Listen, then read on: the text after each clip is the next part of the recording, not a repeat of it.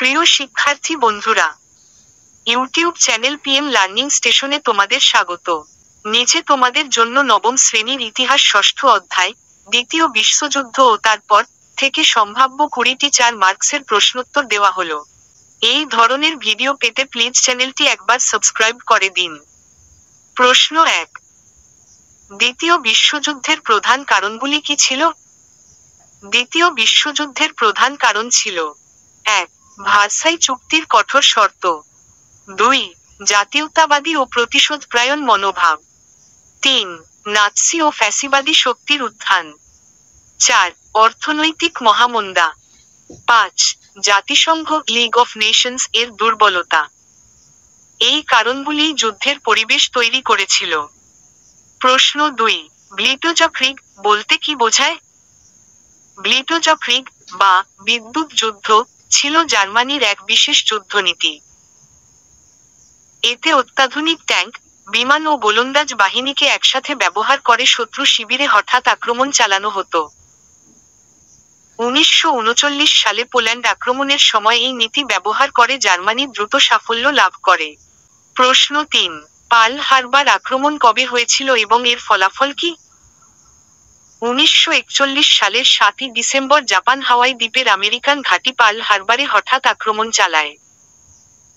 এর ফলে বহু যুদ্ধজাহাজ ধ্বংস হয় এবং হাজারো সেনা নিহত হন।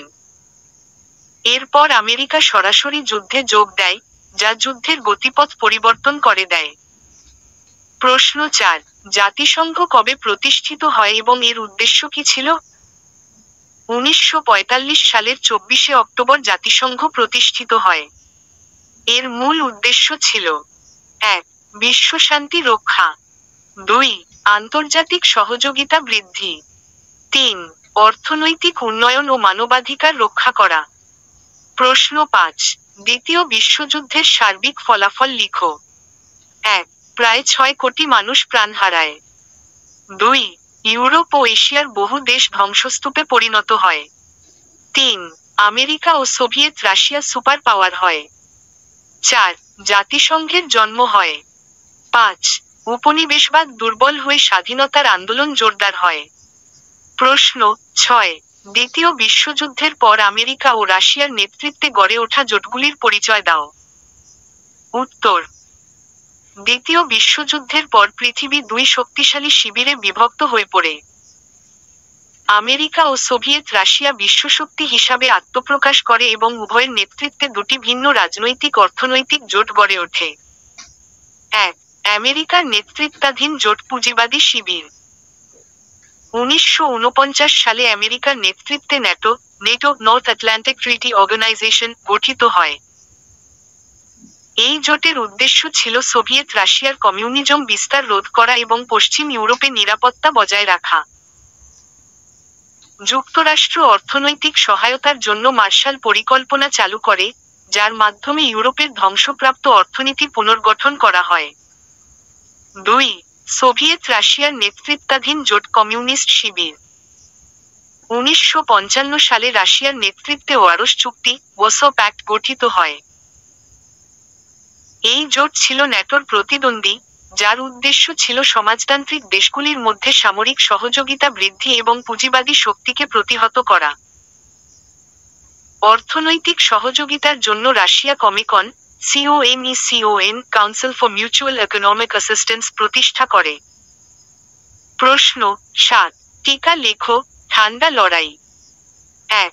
দ্বিতীয় বিশ্বযুদ্ধের পর পৃথিবী 2টি শক্তিধর শিবিরে বিভক্ত হয়। আমেরিকার নেতৃত্বে পুঁজিবাদী ও গণতান্ত্রিক দেশগুলি।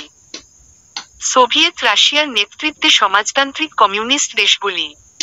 2. এ 2 পক্ষের মধ্যে সরাসরি যুদ্ধ হয়নি, কিন্তু রাজনৈতিক, অর্থনৈতিক, সামরিক ও আদর্শগত দ্বন্দ্ব চলতে থাকে। 3. আমেরিকা গঠন করে ন্যাটো 1949 এবং চালু করে মার্শাল পরিকল্পনা। অপরদিকে রাশিয়া গঠন করে ওয়ারশ চুক্তি 1955 ও চালু করে কমিকন। 4. প্রায় 1945 থেকে 1991 সাল পর্যন্ত চলা এই প্রতিদ্বন্দ্বিতাপূর্ণ অবস্থা ইতিহাসে পরিচিত হয় ঠান্ডা লড়াই কোল্ড ওয়ার নামে। প্রশ্ন 8. রোম বার্লিন টোকিও অক্ষ চুক্তি কি? উত্তর: ১. ১৯৩৬ সালে ইতালি ও জার্মানির মধ্যে হওয়া সামরিক জোটকে বলা হয় রোম বার্লিন অক্ষ। ২. ১৯৪০ সালে জাপান এতে যোগ দিলে এটি হয় রোম বার্লিন টোকিও অক্ষ চুক্তি। ৩. এই জোটের মাধ্যমে তিন দেশ ইউরোপ ও এশিয়ায় আগ্রাসী সম্প্রসারণনীতি চালায়। ৪. দ্বিতীয় বিশ্বযুদ্ধে এরা পরিচিত হয় অক্ষশক্তি, অ্যাক্সেস পাওয়ার্স নামে। প্রশ্ন ৯. রুশ জার্মান অনাক্রমণ চুক্তি কি? উত্তর: ১. ১৯৩৯ সালের আগস্ট মাসে হিটলারের জার্মানি ও স্তালিনের সোভিয়েত ইউনিয়নের মধ্যে এই চুক্তি স্বাক্ষরিত হয়। ২. চুক্তি অনুযায়ী, দুই দেশ একে অপরকে আক্রমণ করবে না বলে অঙ্গীকার করেছিল। ৩. গোপন শর্তে, জার্মানি ও রাশিয়া মিলে পোল্যান্ডকে ভাগ করে নেবে বলে সিদ্ধান্ত নেয়। ৪.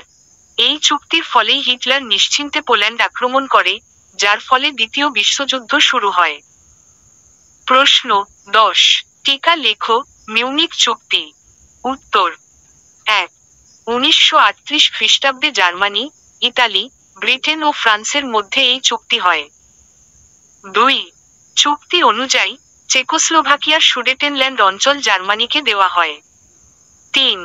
হিটলার প্রতিশ্রুতি দিয়েছিল যে এরপর আর ইউরোপে নতুন ভূমি দখল করবে না। ৪. কিন্তু বাস্তবে সে প্রতিশ্রুতি ভেঙে আরও আগ্রাসী নীতি চালায়। ৫. এই চুক্তি ইউরোপে যুদ্ধ ঠেকাতে ব্যর্থ হয়, বরং হিটলারকে উৎসাহিত করে। প্রশ্ন ১১. স্টালিনগ্রাদের যুদ্ধ বিখ্যাত কেন? উত্তর: ১. এটি দ্বিতীয় বিশ্বযুদ্ধের সবচেয়ে রক্তক্ষয়ী যুদ্ধ, প্রায় ২০ লাখ হতাহতের ঘটনা। ২.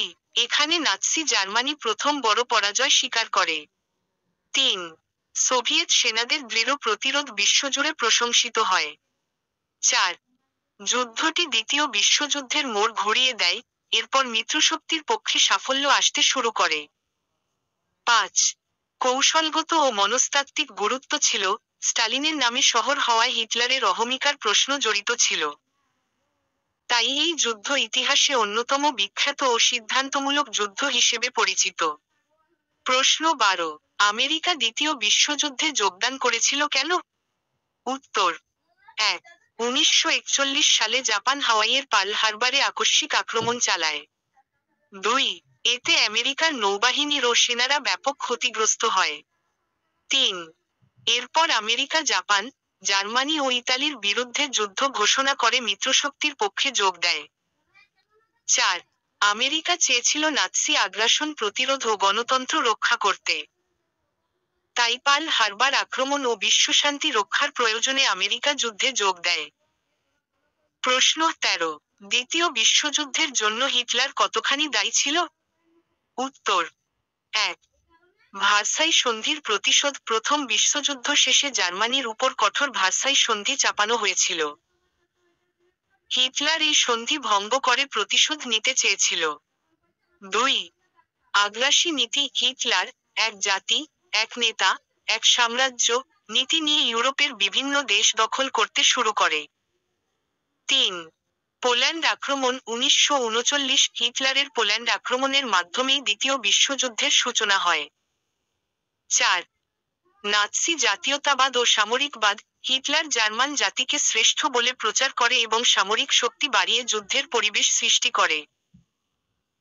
তাই বলা যায়, হিটলারের আগ্রাসী নীতি ও পোল্যান্ড আক্রমণ সরাসরি দ্বিতীয় বিশ্বযুদ্ধের জন্য দায়ী ছিল। প্রশ্ন ১৪. জার্মানি কেন জাতিসংঘ, লিগ অফ নেশনস এর সদস্যপদ ত্যাগ করেছিল? উত্তর: ১. ভার্সাই সন্ধির অপমান। প্রথম বিশ্বযুদ্ধের পর জার্মানির উপর ভার্সাই সন্ধি চাপিয়ে দেওয়ায় তারা অপমানিত বোধ করছিল। ২. অস্ত্রসজ্জা বাড়ানোর পরিকল্পনা। লিগ অফ নেশনস নিরস্ত্রীকরণের ওপর জোর দিচ্ছিল, কিন্তু হিটলার জার্মানিকে আবার শক্তিশালী সামরিক শক্তিতে পরিণত করতে চেয়েছিলেন। ৩. আগ্রাসী নীতি চালু করা। হিটলার মুক্তভাবে আগ্রাসী নীতি চালানোর জন্য লিগ অফ নেশনসের বাঁধন থেকে বেরিয়ে যেতে চেয়েছিলেন। ৪. জাতীয়তাবাদী প্রচার। হিটলার দাবি করেন যে লিগ অফ নেশনস জার্মানির স্বার্থ রক্ষা করছে না, বরং শত্রুরা এটি ব্যবহার করছে। তাই 1933 সালে হিটলার ক্ষমতায় আসার পরপরই জার্মানি লীগ অফ নেশনসের সদস্যপদ ত্যাগ করে। প্রশ্ন 15, ইতালি ও ইউগোস্লাভিয়ার মধ্যে বিরোধের কারণ কি? উত্তর: 1. দালমেশিয়ান উপকূল দাবি। প্রথম বিশ্বযুদ্ধের পর ইতালি ইউগোস্লাভিয়ার দালমেশিয়ান উপকূল দখল করতে চাইলে বিরোধ শুরু হয়। 2. ফিউমে। প্রশ্ন: ফিউমে নামক বন্দর শহরকে নিয়ে দুই দেশের মধ্যে বিরোধ সৃষ্টি হয়। 3. জাতিগত সমস্যা। ইউগোস্লাভিয়ায় ইতালীয় ও ইউগোস্লাভ জনগণের মধ্যে জাতিগত বিরোধ ও উত্তেজনা বাড়ায়। 4. প্রভাব বিস্তার নীতি। ইতালি বলকান অঞ্চলে আধিপত্য বিস্তার করতে চেয়েছিল, যা ইউগোস্লাভিয়ার স্বার্থের পরিপন্থী ছিল। তাই ভূখণ্ড, বন্দর ও প্রভাব বিস্তার নীতির কারণে ইতালি ও ইউগোস্লাভিয়ার মধ্যে বিরোধ দেখা দেয়। প্রশ্ন 16, টিকা লেখো। জোট নিরপেক্ষ আন্দোলন। উত্তর: 1. শীতল যুদ্ধকালীন সময়ে মার্কিন যুক্তরাষ্ট্র ও সোভিয়েত জোটে যোগ না দিয়ে ভারত, মিশর, ঘানা, যুগোস্লাভিয়া, ইন্দোনেশিয়া প্রভৃতি দেশ স্বাধীন নীতি গ্রহণ করে। তাদের এই নীতিকে বলা হয় জোট নিরপেক্ষ আন্দোলন। 2. 1961 সালে যুগোস্লাভিয়ার বেলগ্রেড সম্মেলনে আনুষ্ঠানিকভাবে সূচনা হয়। 3. প্রধান স্থপতি ছিলেন নেহরু, টিটো, নাসের, নক্রুমাহ ও সুকর্ণো। 4. উদ্দেশ্য ছিল উপনিবেশবাদ বিরোধিতা, শান্তি প্রতিষ্ঠা ও উন্নয়নশীল দেশগুলির সহযোগিতা বৃদ্ধি। প্রশ্ন 17, টিকা, মার্শাল পরিকল্পনা, মার্শাল প্ল্যান। উত্তর: দ্বিতীয় বিশ্বযুদ্ধের পর ইউরোপ ব্যাপকভাবে ধ্বংসপ্রাপ্ত হয়। এই পরিস্থিতিতে 1947 খ্রিস্টাব্দে মার্কিন পররাষ্ট্রমন্ত্রী জর্জ সি. মার্শাল ইউরোপ পুনর্গঠন জন্য যে অর্থনৈতিক সাহায্যের প্রস্তাব দেন, তাই মার্শাল পরিকল্পনা নামে পরিচিত। উদ্দেশ্য: 1. ইউরোপের যুদ্ধবিধ্বস্ত দেশগুলিকে অর্থনৈতিক সাহায্য প্রদান। 2. মার্কিন পুঁজিবাদী প্রভাব বিস্তার ও কমিউনিজম রোধ করা। 3. ইউরোপের শিল্প ও কৃষি পুনর্গঠন। 4. রাজনৈতিক স্থিতিশীলতা ও মার্কিন যুক্তরাষ্ট্রের সাথে ঘনিষ্ঠতা বৃদ্ধি। ফলাফল: 1. পশ্চিম ইউরোপের অর্থনীতি দ্রুত পুনর্গঠিত হয়। 2. যুক্তরাষ্ট্রের রাজনৈতিক ও অর্থনৈতিক প্রভাব বৃদ্ধি পায়। প্রশ্ন 18, টিকা, আটলান্টিক সনদ, আটলান্টিক চার্টার। উত্তর: দ্বিতীয় বিশ্বযুদ্ধ চলাকালে 1941 খ্রিস্টাব্দের আগস্ট মাসে মার্কিন প্রেসিডেন্ট ফ্রাঙ্কলিন ডি. রুজভেল্ট এবং ব্রিটিশ প্রধানমন্ত্রী উইনস্টন চার্চিল আটলান্টিক মহাসাগরে এক যুদ্ধজাহাজে বৈঠক করে একটি যৌথ ঘোষণা দেন। এ ঘোষণাই আটলান্টিক সনদ নামে পরিচিত। উদ্দেশ্য: 1. উপনিবেশবাদ ও আক্রমণ নীতির বিরোধিতা। 2. আন্তর্জাতিক শান্তি ও নিরাপত্তা প্রতিষ্ঠা। 3. সব জাতির আত্মনিয়ন্ত্রণের অধিকার স্বীকার। 4. মুক্ত বাণিজ্য ও অর্থনৈতিক সহযোগিতা বৃদ্ধি। গুরুত্ব: 1. দ্বিতীয় বিশ্বযুদ্ধ পরবর্তী বিশ্বশান্তির ভিত্তি স্থাপন করে। 2. জাতিসংঘ গঠনের অন্যতম ভিত্তি হয়ে ওঠে। 3. উপনিবেশবিরোধী আন্দোলনকে উৎসাহিত করে। প্রশ্ন 19, ভার্সাই সন্ধির মধ্যে দ্বিতীয় বিশ্বযুদ্ধের বীজ নিহিত ছিল, এই উক্তির যথার্থতা লেখো। উত্তর: 1. জার্মানিকে বিপুল পরিমাণ ক্ষতিপূরণের বোঝা চাপানো হয়েছিল। 2. গুরুত্বপূর্ণ ভূখণ্ড এলসাস লোরেন, সার উপত্যকা ইত্যাদি কেড়ে নেওয়া হয়। 3. জার্মান সেনাবাহিনী ও নৌবাহিনীর প্রায় ভেঙে দেওয়া হয়। 4. যুদ্ধের সম্পূর্ণ দায় চাপিয়ে অপমানিত করায় প্রতিশোধস্পৃহা থেকে হিটলারের উত্থান ঘটে। তাই ঐতিহাসিকরা মনে করেন ভার্সাই সন্ধির কঠোর শর্তই দ্বিতীয় বিশ্বযুদ্ধের ভিত্তি স্থাপন করেছিল। প্রশ্ন 20, তোষণ নীতি বলতে কি বোঝায়? দ্বিতীয় বিশ্বযুদ্ধের জন্য তোষণ নীতি কতটা দায়ী ছিল? তোষণ নীতি 1930 এর দশকে ব্রিটেন ও ফ্রান্স হিটলারের আগ্রাসী কার্যকলাপকে রুখে না দিয়ে বারবার ছাড় দেয়। একেই তোষণ নীতি বলা হয়। দ্বিতীয় বিশ্বযুদ্ধের জন্য তোষণ নীতি কতটা দায়ী ছিল? 1. ভার্সাই সন্ধির শর্ত ভঙ্গ উপেক্ষা। হিটলার যখন সেনা বৃদ্ধি ও অস্ত্রশস্ত্র তৈরি শুরু করল, তখন ব্রিটেন ফ্রান্স তাকে রোখেনি। 2. রাইন উপত্যকা দখল। 1936 সালে হিটলার রাইন উপত্যকা দখল করলে পশ্চিমা শক্তিরা প্রতিবাদ করলেও কার্যকর ব্যবস্থা নেয়নি। 3. অস্ট্রিয়া সংযুক্তি এনশলুস। 1938 সালে হিটলার অস্ট্রিয়াকে জার্মানির সঙ্গে যুক্ত করলে ব্রিটেন ফ্রান্স চুপ থাকে।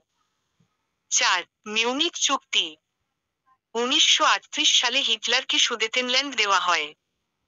এতে তার আগ্রাসী মনোভাব আরও বাড়ে। 5. ফলাফল। ক্রমাগত ছাড়পত্র পেয়ে হিটলার আরও সাহসী হয়ে ওঠে এবং অবশেষে 1939 সালে পোল্যান্ড আক্রমণ করে। ফলে দ্বিতীয় বিশ্বযুদ্ধ শুরু হয়। উপসংহার। তোষণ নীতি হিটলারের আগ্রাসী নীতিকে প্রশ্রয় দিয়েছিল এবং তাকে ইউরোপে আধিপত্য বিস্তারের সুযোগ করে দেয়। তাই বলা যায়, দ্বিতীয় বিশ্বযুদ্ধের জন্য তোষণ নীতি অনেকটাই দায়ী ছিল।